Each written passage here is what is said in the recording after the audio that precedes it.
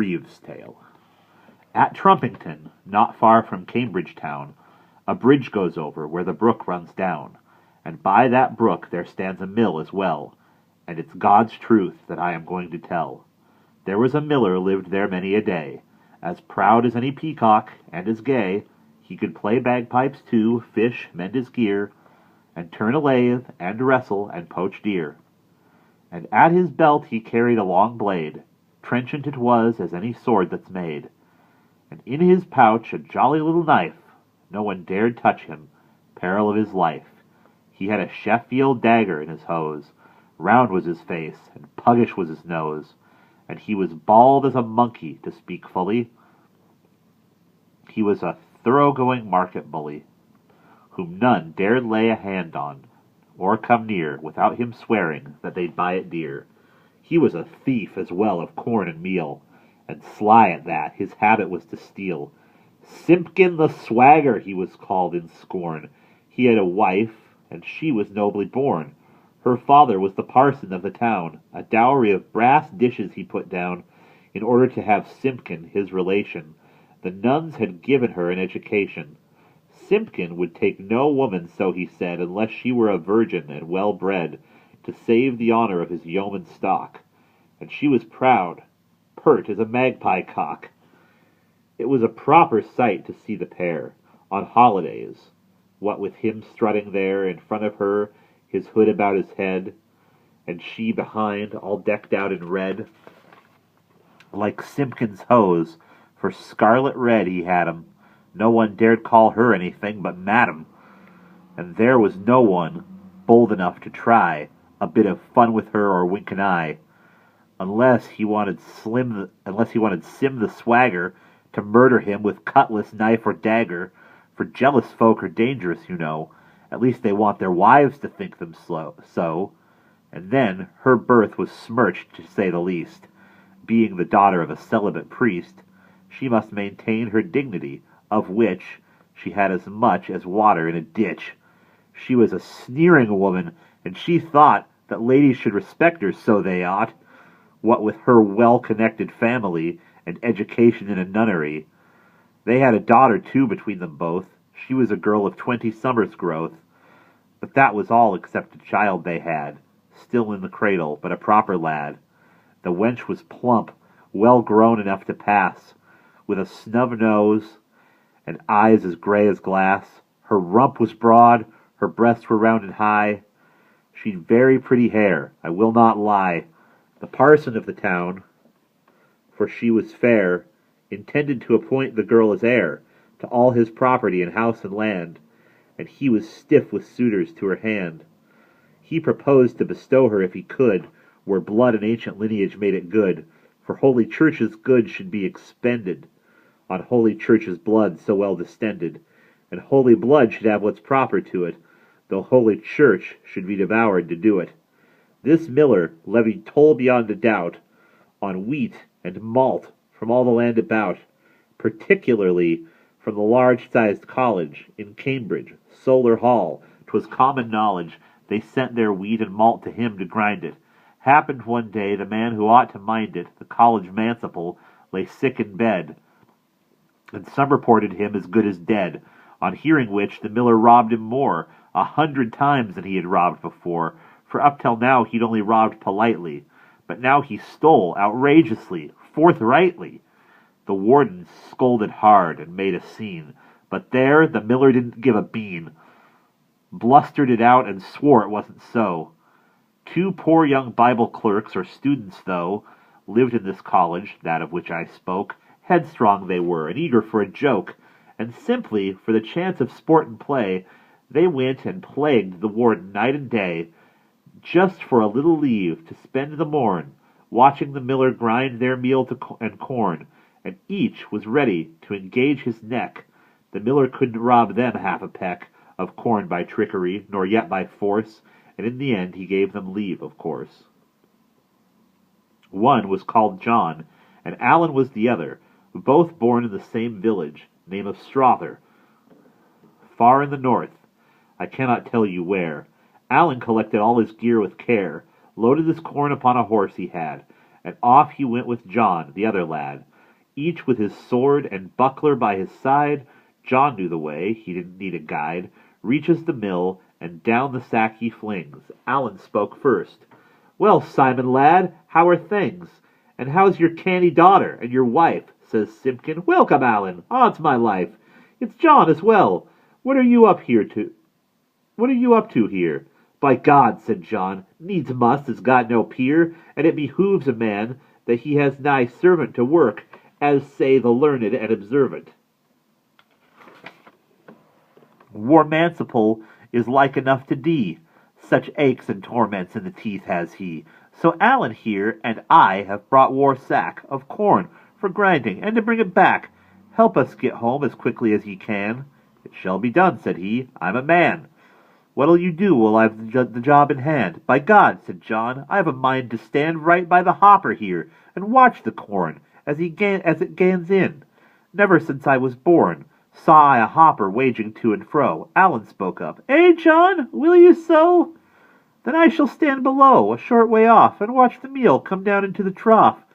I need no more than that by way of sport, for John, in faith, I'm one of the same sort, and divot na note of milling same as ye." The miller smiled at their simplicity and thought, "It's just a trick what they're about. They think that nobody can catch them out.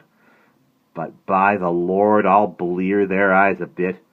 For all their fine philosophy and wit, the more they try to do me on the deal, when the time comes, the more I mean to steal. Instead of flour, they shall be given bran.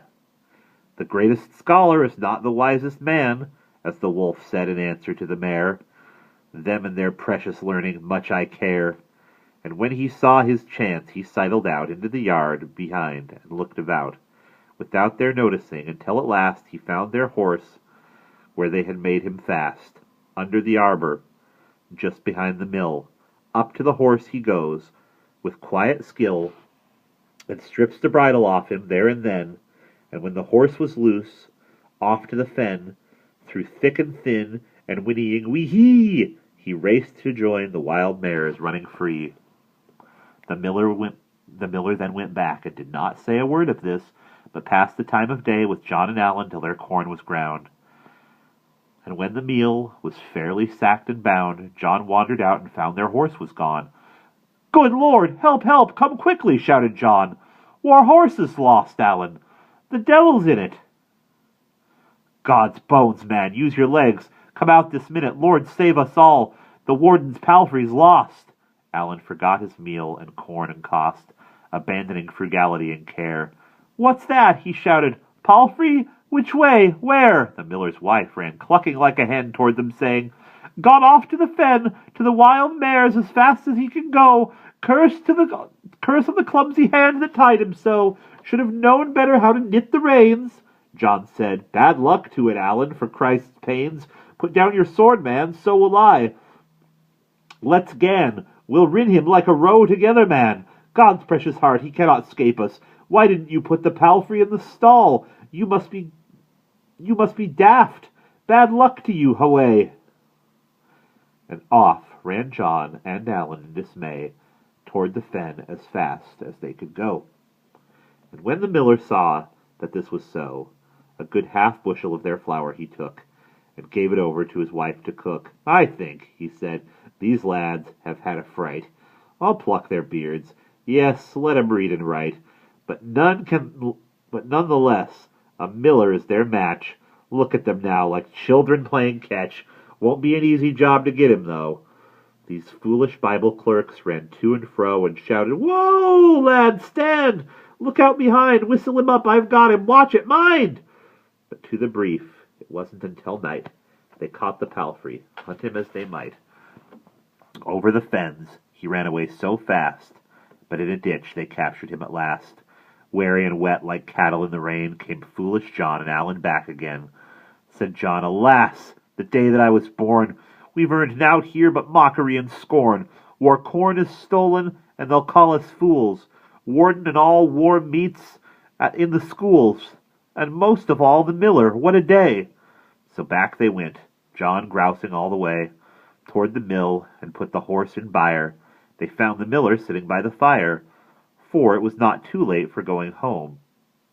For it was night, too late for going home, and for the love of God they begged a room, for shelter, and they proffered him their penny. "A room?" said the miller. "There isn't any. There's this, such as it is. We'll share it then. My house is small, but you are learned men, and by your arguments can make a place 20 foot broad, as infinite as space. Take a look round, and see if it will do. Or make it bigger with your parlez-vous.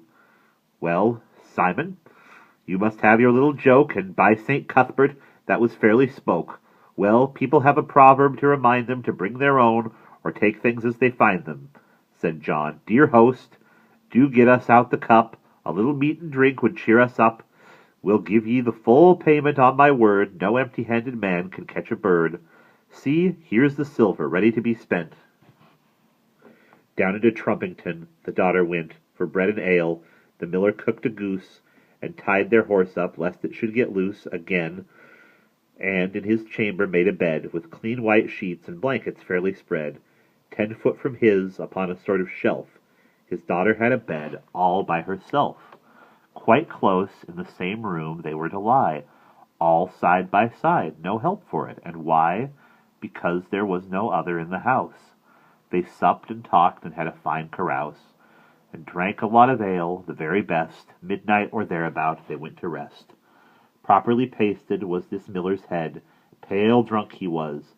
He passed the stage of red, hiccuping through his nose. He talked and trolled, as if he'd asthma or a heavy cold. To bed he goes, his wife and he together. She was as jolly as a jay in feather, having well wet her whistle from the ladle, and by her bed she planted down the cradle, to rock the baby, or to give it sup.